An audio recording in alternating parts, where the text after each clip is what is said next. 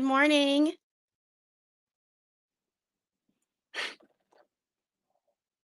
Morning. How are you? I'm good. How are you? I'm doing good. Thank you so much for coming this morning. Yeah, of course. Thank you for having me. I'm really excited. Me too. Me too.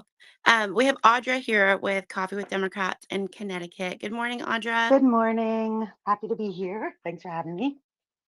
Thanks for coming. Thanks for co-hosting. Well, let's get started. I am really excited to talk with Bailey. We have never even spoke before. We've just been chatting through messages, and I've been keeping up with what's going on in Saline County. But I want to introduce you. Um, Bailey Morgan is a lifelong Arkansan. He was born in Northeast Arkansas and moved to Conway for school. He attended UCA and received a bachelor's degree in both political science and public administration. Bailey then moved to the South to Saline County for work. One of the first things that he did in Saline County was go to the Saline County Library, and he attended a meeting of the Democratic Party of Saline County. He was elected chair of the Democratic Party of Saline County this year, and he also ran for JP. I do want to talk about that as well. Um, Bailey saw the attacks and the hateful rhetoric, the disinformation surrounding the library, and helped establish and organize the Saline County Library Alliance. So Bailey is wearing a few different hats, and we're going to talk all about that this morning. You're doing really great things there in Saline County. Thank you. I tuned in, and Audra tuned in also earlier this week to the quorum court meeting that was streamed over on Facebook, and that was very, very interesting. Very interesting. I do want to talk a lot about the library because that is huge. It's Mhm. huge, and it's going on all over the state. In Crawford County and Craighead County and now Saline County.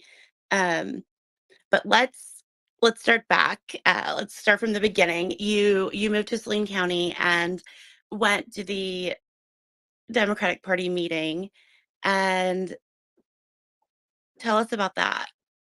Yeah. So when we moved down to Saline County from Faulkner County, having just graduated college, I was like, you know what? Like, I got my degree in political science. I should probably be more active in the community. So we went by the Saline or the Democratic Party of Saline County's headquarters. Happened to be a Monday when I had the thought, and it happened to be the correct Monday for their meeting. And we were invited in with open arms, being by far at the time, especially the youngest new members, and being willing to volunteer and wanting to be a part of everything. It was just a really inviting group of people. I couldn't ask for a better group of people, to be honest with you. Oh, that's awesome. Yeah, I noticed you're 23, and I was telling Steve earlier today. I was like, man, I love that there are so many young people that are involved in politics in Arkansas. There's Robin up in Fort Smith and Dean over in Mhm. Jonesboro. And there's just so many all over the state. And it's refreshing. It's awesome. And when I was 23, 21, I was not involved at all. To see you guys so involved and doing such amazing things, it's really inspiring, and I think it helps get other young people involved as well.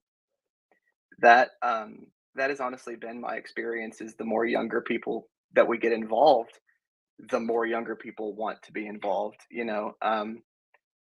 Some of our some of our members in Saline County will joke like that it's a bunch of older folks, but here in the past couple of months, and especially with this whole library situation, we have been getting more and more younger members.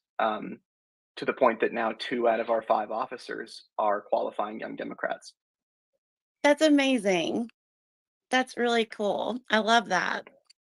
So you went to the meeting and you got involved with the local party there, and then you decided to run for JP. Mhm.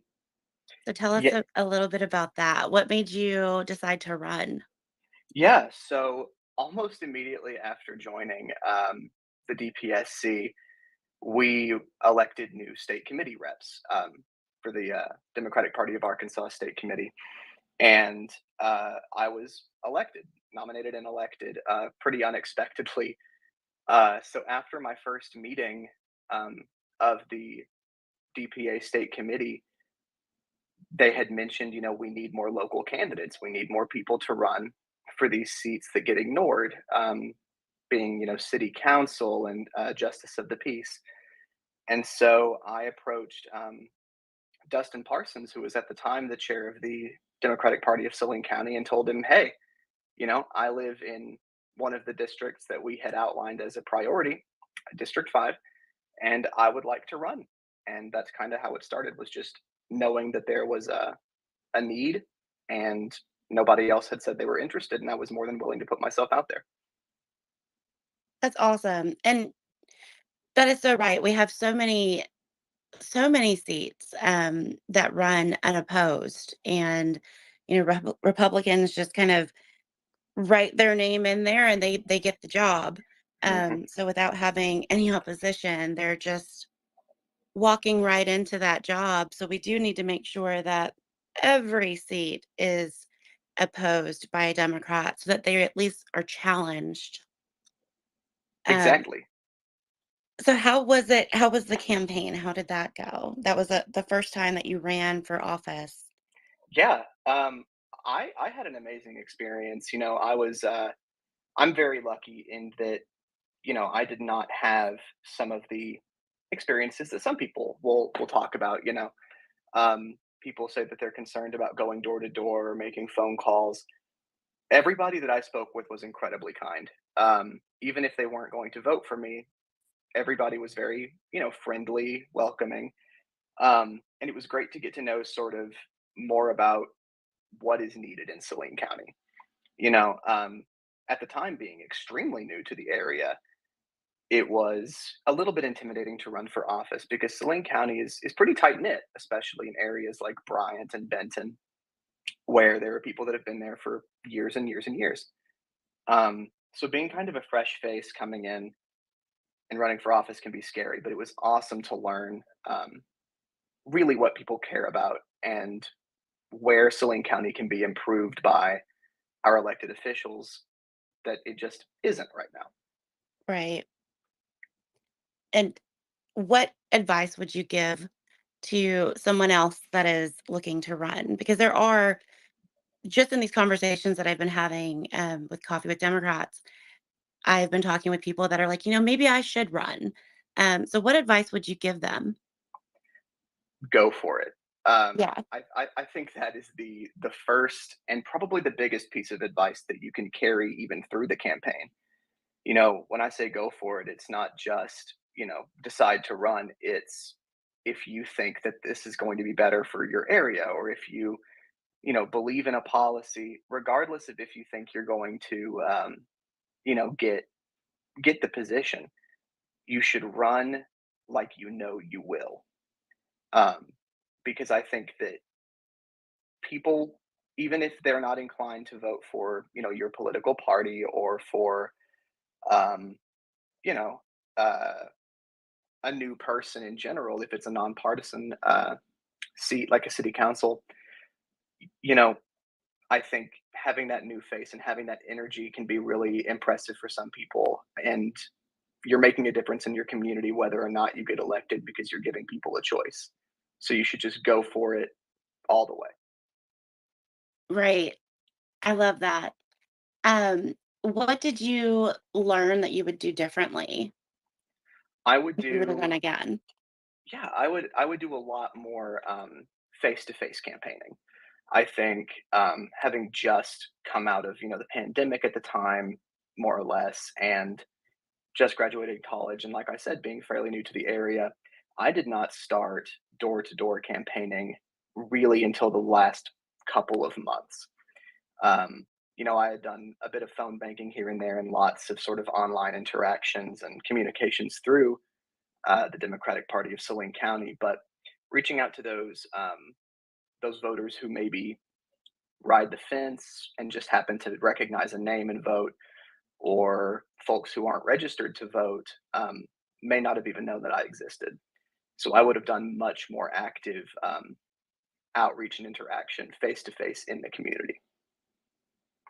That makes sense. And yeah, I mean, the pandemic really changed things, I think, for a lot of people and how people campaign. And I think we're kind of learning a new way of campaigning now after Hmm. the pandemic.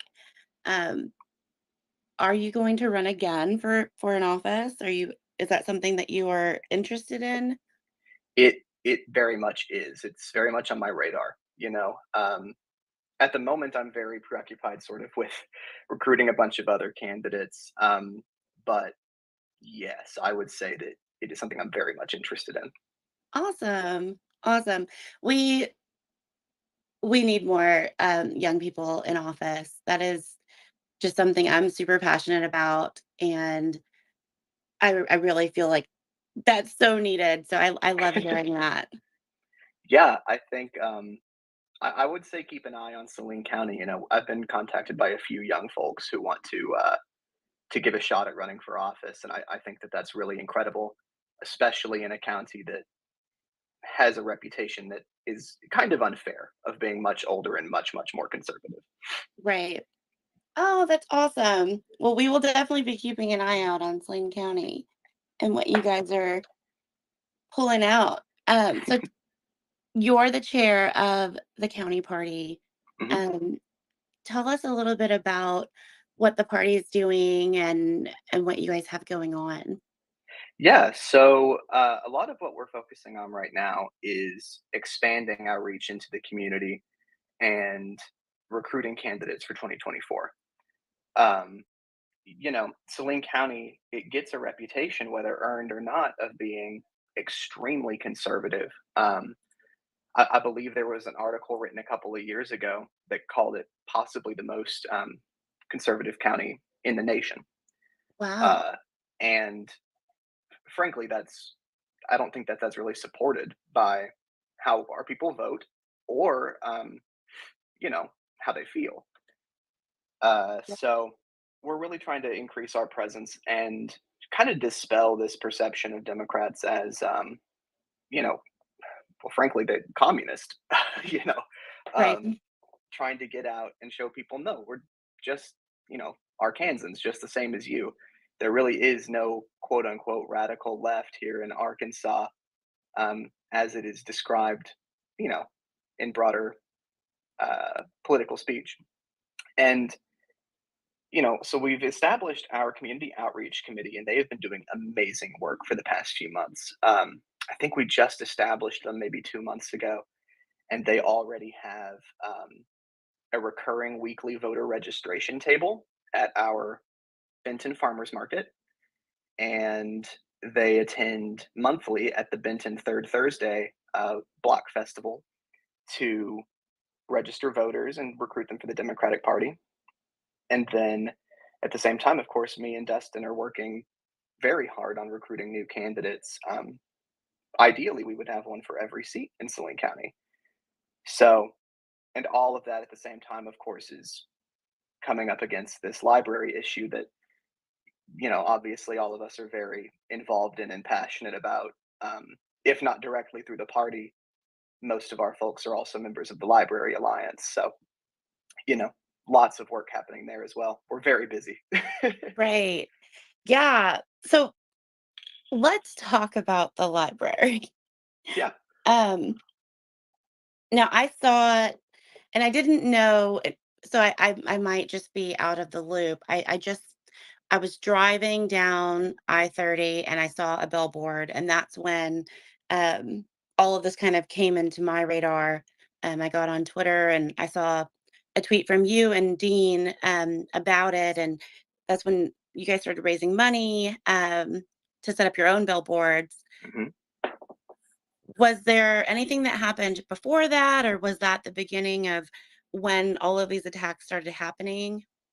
Oh, yeah, so that if I'm not mistaken, the billboard that would have been up at that time was actually the second one. They've Oh, kept the okay. same location, but they've cycled the graphic out now 4 times.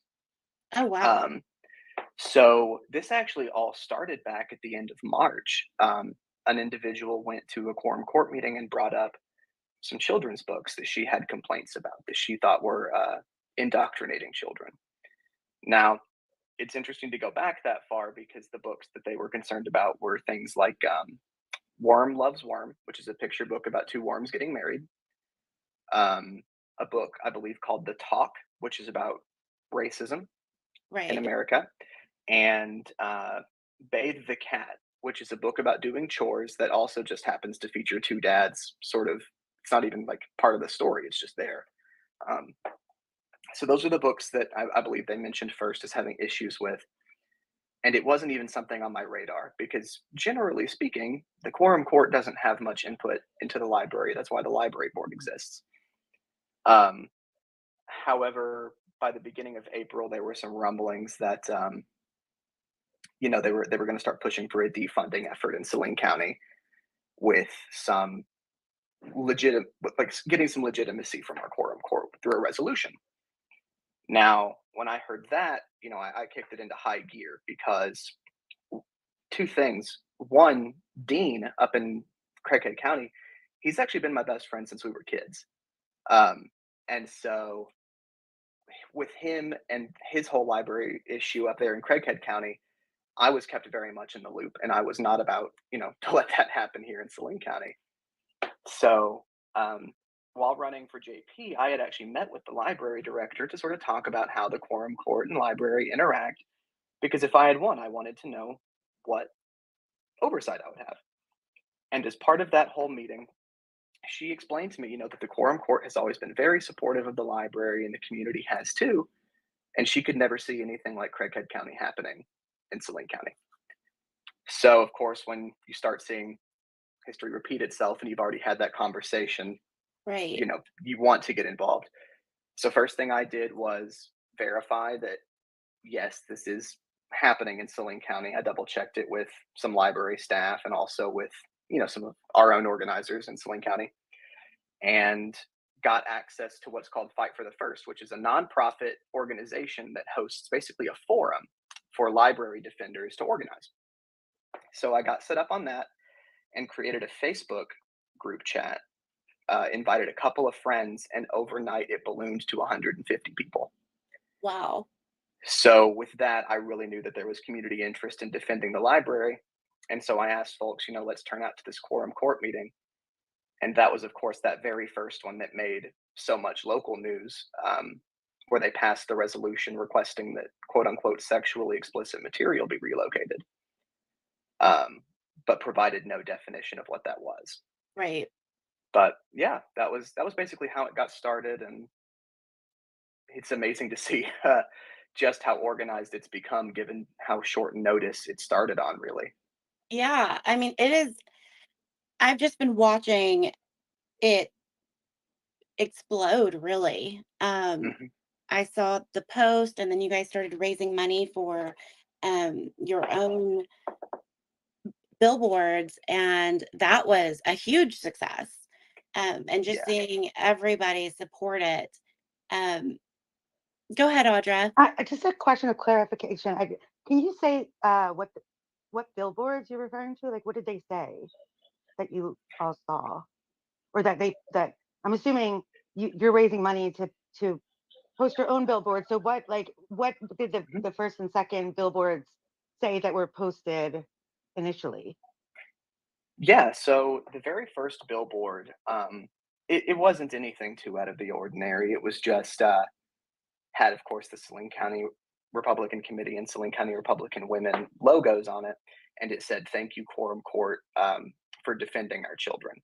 Which is par for the course for the rhetoric they were using at the time. Still not good, but it wasn't so much to inflame the community. However, it was the second where it was an all black billboard with a bright red stop sign, and it said "Stop X-rated library books," and had a URL under it that said SalineLibrary.com, which is extremely close to the library's actual URL. But that website goes to, of course, a site hosted by them that goes through each book they have an issue with in detail. Uh, and so when we saw that, we knew we had to get something else up to promote the library in some way. Yeah, and that's the one that I saw. I put it up in the nest. If you guys want to check it out, just click on that tweet and it'll open up and you'll be able to see the photo.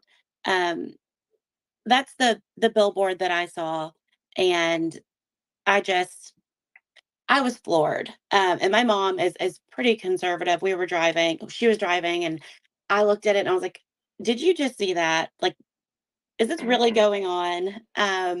And we had a really long conversation about it, and she was even just, like, this is going too far. Um, Hmm. and then I got on Facebook and I did see the a post from the Republican women of Saline County and the books that they were challenging, and reading through them, it just there's absolutely no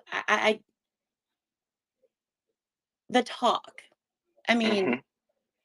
come on, books like that are needed. Um, I don't, and I can't wrap my head around how anyone could ever think that that is racially inflammatory, or it it doesn't make any sense to me. It Yeah, really just doesn't. I actually spoke with one of the JPs who voted against the resolution. We had 2 out of our 13 that voted against that resolution in April, and I actually spoke with one of them recently because he's been reading some of these books that they have issues with, and he even brought up the talk and said, "Yeah, there are parts of it, that are uncomfortable." He was like, "But that's kind of the point. It is a way to convey a difficult to discuss topic to kids." He was like, "So yeah," he's like, "It's going to be uncomfortable for somebody, but that's the facts are uncomfortable. There's not much you can do about that." Exactly. Exactly. And you go to a library to expand your mind and to learn. Some people like to find books that they can relate to, and some people like to find books that they can learn from, things that they're not exposed to in their everyday life, but they can learn about other things from them. So to want to challenge them and move them, remove them, um, just doesn't sit right with me. Mhm. Uh, so you guys went to the quorum court meeting, and what happened after that? Yeah, so we went to the quorum court meeting, and that very first one, I felt was handled at least by um, the county judge Matt Brumley very well. As well as it could have been. Uh, it was orderly, and he went ahead on this resolution. The quorum court allowed public comment before voting, which is unusual. And so they suspended the rules because they knew it was a contentious issue. And the judge went one on like the for side of the resolution and one on the against side of the resolution in alternating pattern for speakers. Um, I thought the meeting was conducted well, but regardless, they voted for the resolution overall. And after the fact, we were like, okay, well, clearly this is going to be a longer term issue. Still operating on the idea that eventually it was going to come to a defunding effort, similar to what happened in Craighead County. Uh, but they kept saying, no, no, no, that's not what this is. We just want the books relocated. They, of course, being the Saline County Republican women.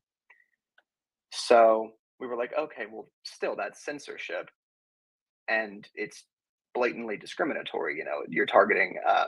LGBTQ books and books about people of color specifically. So we really kept at it and we kept growing our numbers.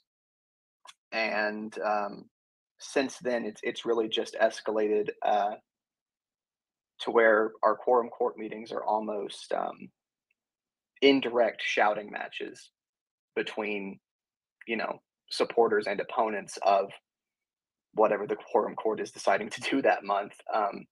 Our folks are standard pretty respectful and very much speak to established law and you know, not discrimination, but oftentimes folks that are opposing the library will stand up and, you know, accuse librarians of being groomers or something along those lines, which has been a pretty massive problem, especially in the past couple of weeks. Yeah. Yeah. Um, that was that is that seems to be their go-to, Hmm. that we're, trying to indoctrinate, um, grooming, going as far as calling people pedophiles and just inaccurate, hateful, hurtful, harmful things. So they want to remove these books from the children's section and put them in their own area. Is that what? That it's one of those things where they haven't exactly been consistent on what they want.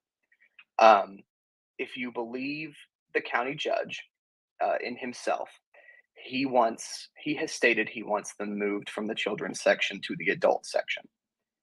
Um, that that is his position, and it is the I mean, not to say that, not to diminish it, it is the most moderate of the suggestions from that side.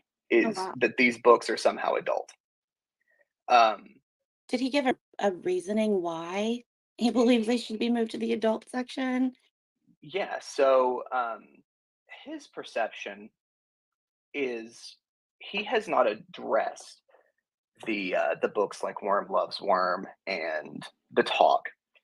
He has targeted specifically the book All Boys Aren't Blue, which I think has made the list now, topping as one of the most challenged and banned books in the U.S. Um, being about, of course, a young black gay man who I believe he lives in New Jersey and faces discrimination, and it's, about his life and how he figured himself out. And um, I believe 10 out of the 250 pages have a pretty in-depth description of, you know, sex. And they have taken that and run with it as if that's the whole book. So he's using that book as justification to allow parents to just ask that any book they want be moved without any sort of challenge process. Gotcha. I haven't read that book. I'll have to read that one. Um, yeah, it sounds so similar to I had a conversation a couple of weeks ago with Mandy and up in Crawford County, and Yes. they are amazing. And I would love to get you and Dean and Crawford County on a space together to talk about everything that is going on. Monica's here. She's very much involved with what is going on up there in Crawford County with their library, and it, Mhm, it sounds so similar. What they're trying to do is, or what they have done, is moved the books to their own area, but mhm, they're out of touch, or they're out of reach, and they're not accessible to anyone really. And I keep coming back to this, it's a public library, and nobody is forcing these children to read the books. Nobody mhm, is forcing them to be checked out. Nobody is forcing the parents to check them out. As a parent, if my child wanted to read a book or check out a book that I didn't approve of, I would just say no, mhm. and that would be it. I wouldn't demand that the books be removed or moved to another section. So that part, I think, is really what a lot of people are not understanding. That would be like a vegan going into a grocery store and saying, "Hey, you serve meat. I don't eat meat. I don't want anyone else to have access to it. You need to remove it. And if you don't, you need to close." Um, Yeah, it's insane. It's insane. yeah, that is hitting the nail on the head. We going into this, it's odd being, the chair of the Democratic Party of Saline County, heading up a nonpartisan group, and yet somehow it feels like we're the most conservative people in the room sometimes when Right. we talk about how parents should have the right to determine what their kids read, not the local government. Exactly. And, for all of the talk lately about parental rights, they go both ways. Hmm. Go Yeah. ahead, Audra. Yeah, I mean, I get just for my, like you mentioned that conversation you had with is it Crawford County? Is that what it is? Okay. Yes. Yeah, with the two women from Crawford County, which was an awesome conversation. But it just, a couple things. Like one, I'm always fascinated by the just flawed and distorted use of the term indoctrination, because like indoctrination means that you're removing all alternative ideas and just pushing one idea on people as if it's the truth, right? And literally that is the definition of what they're doing. They're removing all of these diverse ideas and ways of being just so that they continue pushing a very conservative, whitewashed, heterosexist viewpoint on everyone. And they're calling the attempt to allow diverse ideas out there indoctrination, which is just ludicrous. I also two things I wanted, or two questions I wanted to ask. One is, because of the similarities that we're seeing between your two Crawford County and Saline County, but also in other places around the country. It does. I mean, obviously, this is a coordinated push, but I'm wondering, have you seen any indication that like Moms for Liberty is helping to guide these efforts? And then two, I'm wondering if you can talk a little bit about how these these efforts sort of, maybe did they start or increase after Huckabee Sanders passed that Senate bill, it was 81, and it became Act 372, which basically criminalizes librarians lending kids quote unquote obscene content. Like, where is there a connection between that bill and then the effort sort of ramping up in Arkansas? Yeah. So I'm really glad you mentioned that, because that's actually something that I had glossed over in my timeline. To answer both of your questions in one word, yes. um, uh, it is the push coming from Moms for Liberty. It depends on, it's one of those things again, who you ask. If you ask the Saline County Republican Women and its main organizers, the answer is no. That they have had no interaction, that they have no communication with that group. They take no direction from that group. However, um, a gentleman that has been performing their live streams for them and been at plenty of Republican led events similar, to do live streams and videos, said that Moms for Liberty is directly involved in this. So it's one of those, he said, she said situations where we're not exactly certain, but it certainly seems they're at least using the playbook. Um, with Act 372 and its relevance, that is the justification our quorum court used to pass that original resolution back in April, was that it is a resolution, meaning it has no legal teeth. It is a request, um, but it was done to encourage the library to get in line with Act 372 ahead of the law taking effect, which it will, assuming that it is not, blocked by a court before August 1st. Um, So they passed that resolution using the act as a justification. And there is a current lawsuit Mhm. um, against that. So hopefully, we're going to be watching that, and hopefully that'll work out in our favor. Uh, those were really great questions, Audra. Thank you. I I'd never heard of groups challenging books before, and all these attacks on libraries until after COVID and Moms for Liberty, um, really kind of making it a huge issue of theirs, and now we're seeing it. So it is kind of hard to with we don't have proof, Mhm. solid proof, but it is hard to say that it's not because where did it come from? Yeah. um, it's all kind of just all happened all at once, and it's hard not to see the connections there. But wow, I love these conversations. I'm always just with this though, still always at a loss for words when we're talking about libraries. I'm such a book nerd. I love books. Audra's probably worse than me. She's constantly like every day texting me like read this book.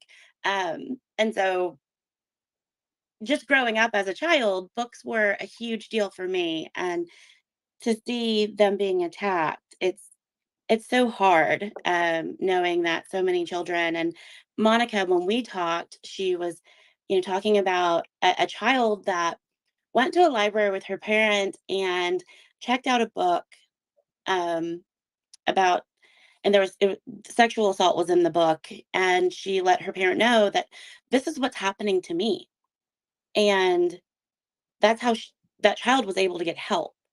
Um, so books are so helpful, and they help children. They expand their minds. And to go back to Audra's point, if we're trying to take these different books and ideas out of libraries, then that's indoctrination Yeah, I mean, right there. that's exactly right. And that's something that we've really tried to stress to our JPs and our county judges, by getting these books in a different section, even if you're just, moving them upstairs the way that our library is structured, you are taking and making more inaccessible language that kids could and should have to understand themselves and understand, the world around them. You know, it's not acceptable to pretend that certain groups of people don't exist just because of, some, bigoted viewpoint. It's that is the definition of, I believe, un-American to try to do something like that. Right. And it also takes away from, that parent child interaction. Being able to go to a library and choose out a book and read it together and have that time to explain to your child this is what's going on and teach them, use that as a learning experience. uh, Mhm, that's, in my opinion, what being a parent is about. And it just baffles me that we're wanting to not have we have a group of people that want to take that away. And I don't know, they just don't want to parent their children, I guess. I don't know. mhm. My question for our county judge, when I met with him in person, was, you know, if a kid goes to the library and finds a book that goes over something graphic, say, for the sake of argument, there is something truly upsetting in a section that a kid would have access to, which, there isn't, but even if there were, um, would you rather them have access to that in a place with trained professionals like the library staff is, or would you rather them use their phone and find it at home without that support system, without folks that, are trained to maybe explain that type of situation and walk a kid through it. And they really don't seem to have a good answer for stuff like that. Exactly. Exactly. Because, you know, as a parent, I try to limit and monitor what my children have access to on their phones and on their Hmm. computer, but you can't, not 100%. And even if you could, they're still going to interact with other children who may or may not have that same oversight with their parents. So those different ideas and views are going to come into their lives at some point. It's great for them to be able to hear from their parents or their guardians, facts and you know their viewpoints. Monica did put in the chat, and this is really interesting. Thank you, Monica. She said, according to a lawyer who has won a case against a public school system in Arkansas, anything that limits access to library books violates the First Amendment. He wrote a book about it, Harry Potter and the Cedarville Censors. Hmm. That's interesting. I did not know that. Yes, I back when this first started, I actually was speaking briefly with an attorney, not one that I had hired or anything like that, but they actually brought up that exact case that book was written about. So they're talking about, all of these books and they want to defund the library, but the library is so much more than books. Hmm. Um, I haven't been to the Saline County Library, but my local library here, I'm in Cabot, and they do amazing programs. I mean, they have like a Lego club and they have tutoring where the high school students can come and tutor younger kids and they have computers set up for people to help with job training and setting up their resumes. There's so much at a library and it's public. It's free. Um, to defund something like that would be a great loss to any community. Yeah, it would be devastating. And this is something that I've really tried to push every time I do any kind of public messaging. Is the Saline County Library provides so many services and resources that I don't think people realize. And that ranges from, of course they have books, and that's what most people expect. But you can check out, say, a video game or a movie if you don't know if you want to buy it, or board games if you've got a family game night and you don't want to buy a game. But to the same end, you can check out cake pans and camping gear. They have sensory kits that you can take home for folks with sensory sensitivities. Um, they have a maker space with a 3D printer and all kinds of crafting equipment. And that's to say nothing of the programs and events that they put on, not only for kids and teens, but they have adult events as well, like trivia nights and stuff that they host out at restaurants in the community. And none of that would be possible if we are a going to go after the library's funding, which is seeming more and more like a possibility, especially with this new ordinance. And b, if we're demonizing our librarians for everything they do and accusing them of actions that they haven't committed, what what purpose would it serve for them to put themselves out in the community more? Oh, that's a good question. It almost seems like I wouldn't want to be a librarian or work for the library right now, not with all of these attacks. Hmm. Um, it doesn't seem safe. They have families, and I'm sure that they are worried about those. If they're being attacked at work, I'm pretty sure that they're worried about personal attacks as well. So, um, just to see the things that are said about them, it's really heartbreaking. And there was an I think it was KRK that did a segment about the library, and I think Grant was the one that had shared it. And I had shared it with a Coffee with Democrats a few weeks ago. Let me see if I can find it really quickly. Um, but it was so heartbreaking to watch the library director there talking about what's going on, and just to hear the pain in her voice, and see this is a person, and this group is attacking this person and this library, and it's really just heartbreaking. It's If heartbreaking to see. Yeah, I mean, if this is the interview that I believe you're talking about, that is the one that they are trying to use to justify firing her at this time as well. Really?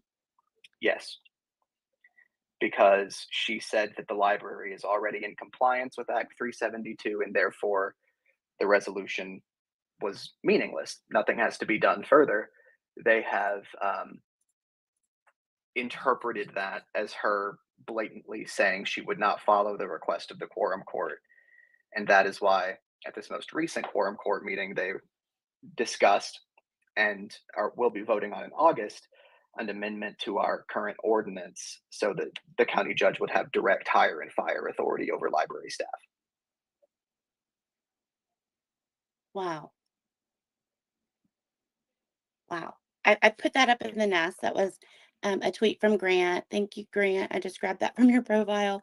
Um, when you guys get a chance, check out that segment. It is from KRK, and yeah, I feel these are people, and this group is just relentless with these attacks.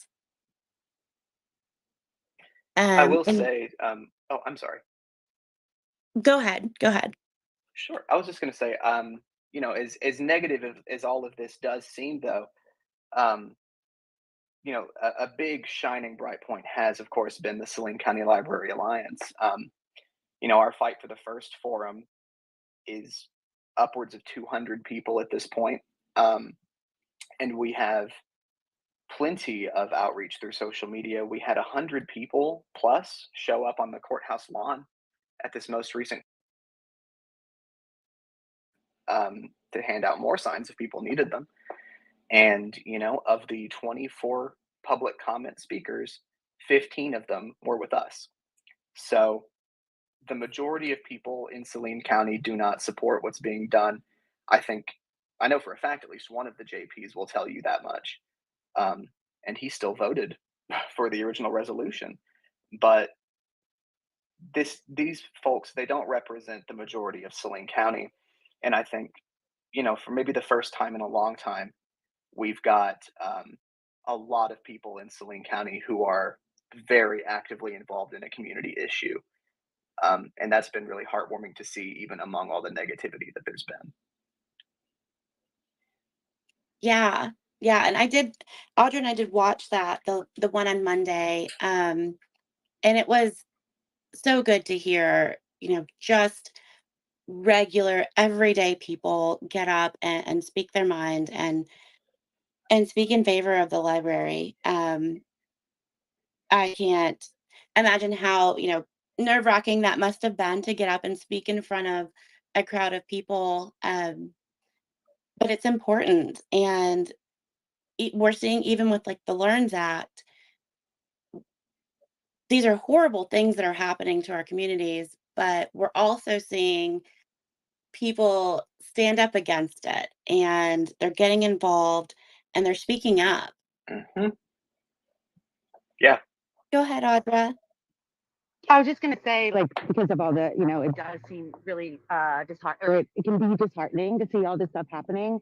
But one of the things that we're seeing as we're seeing like coordinated attacks by conservative groups on education, on libraries, on democracy.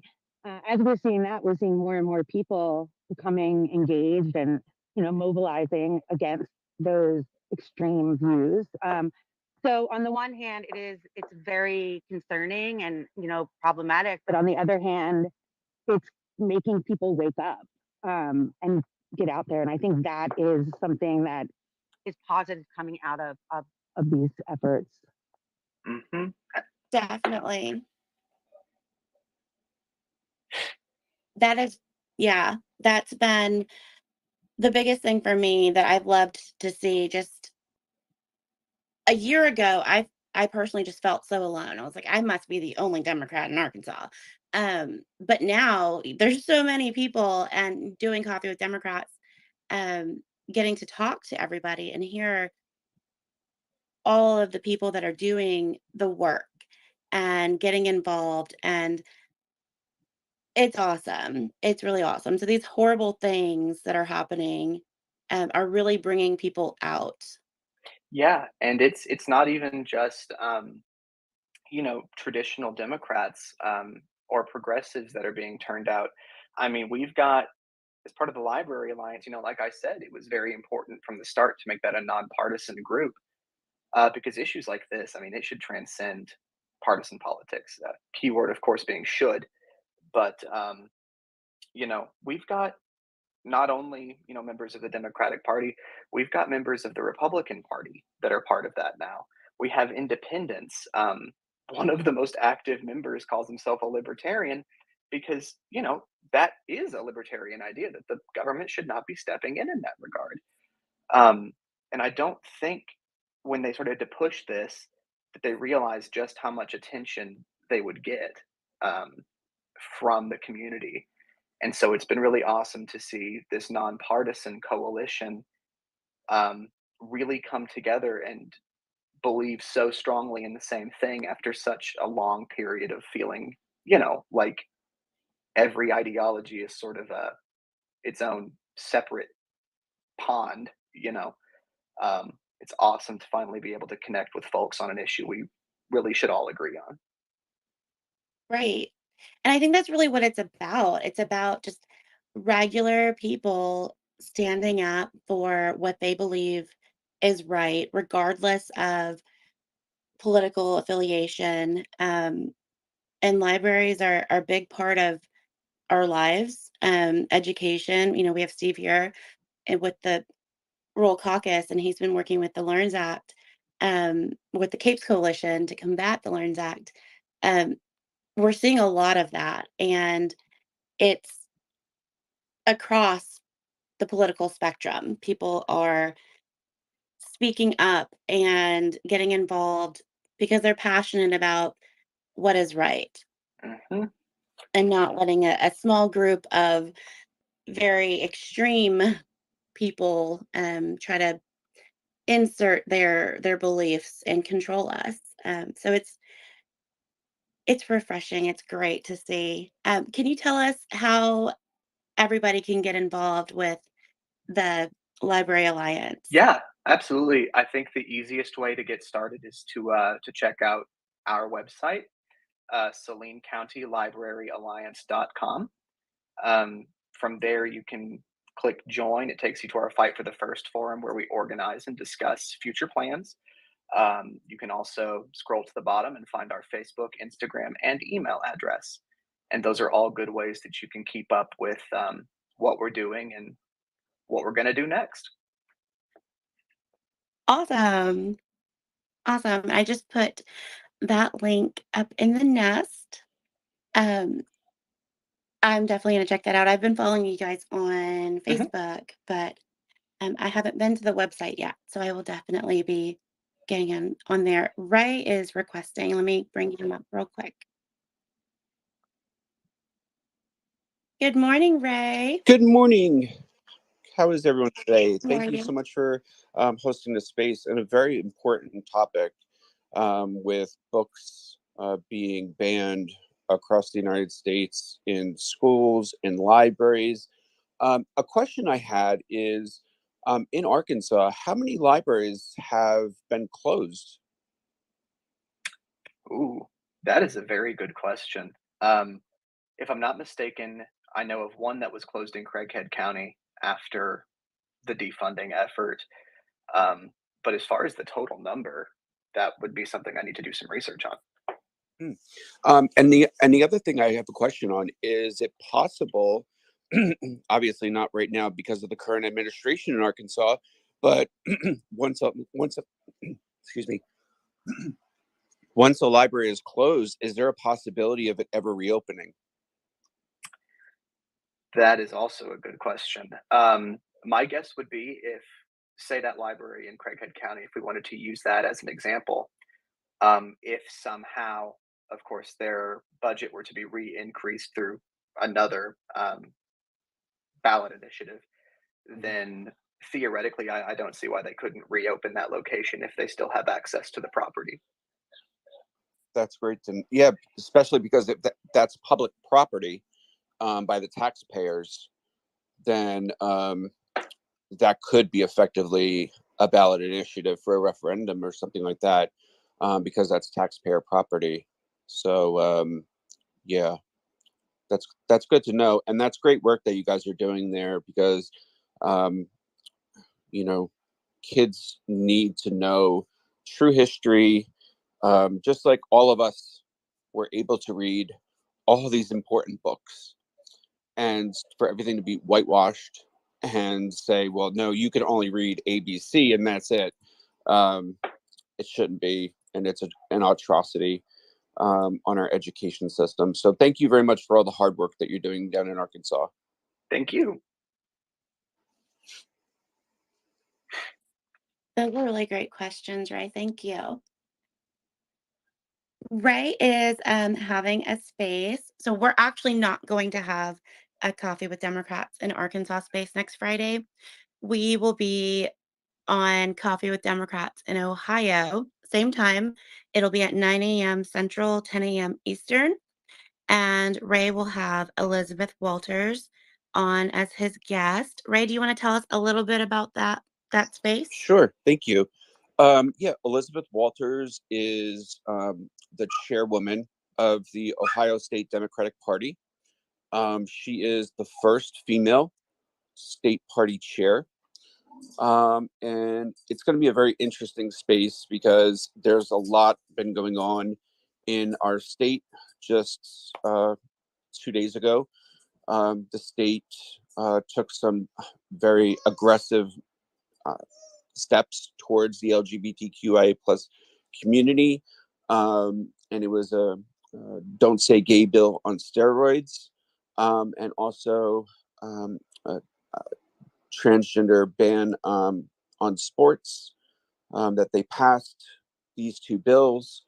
Um, so there's a lot of important conversations that we need to have as a party to see how we can protect all marginalized communities in Ohio because of the aggressive stance our government is taking. So, but yeah, it's going to be a really good space. I'm really excited. And also, Kelly is going to be my guest co host. So, yeah, if everyone could attend and please retweet, I greatly appreciate it. And thank you very much, Kelly. Appreciate it. Anytime, anytime. Yeah, we will be streaming that on our Twitter page, but I'll also be sharing the link so that everybody can join in and listen. There's a lot going on in Ohio, and um, Coffee with Democrats has been really great to get us all connected and hear about what's going on in each state. And it's very similar. We can all learn from each other and work with each other to help fix all of these different issues that we're having. Um, and then on Wednesday, Avril with Coffee with Democrats in Florida will be having her first space. It'll be at 2:15 Central, 3:15 Eastern, and she will have Anna Escamani on. She is a progressive Democrat there in Florida. So we're really excited about that as well.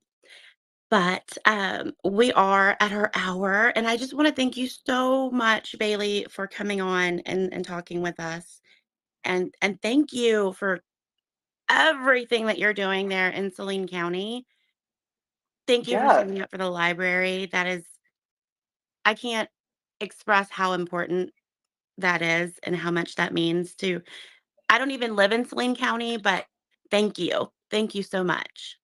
thank you for having me, and thank you for giving me a chance to talk more about defending the library because it is by far the most um, important thing that I think we could be fighting for right now.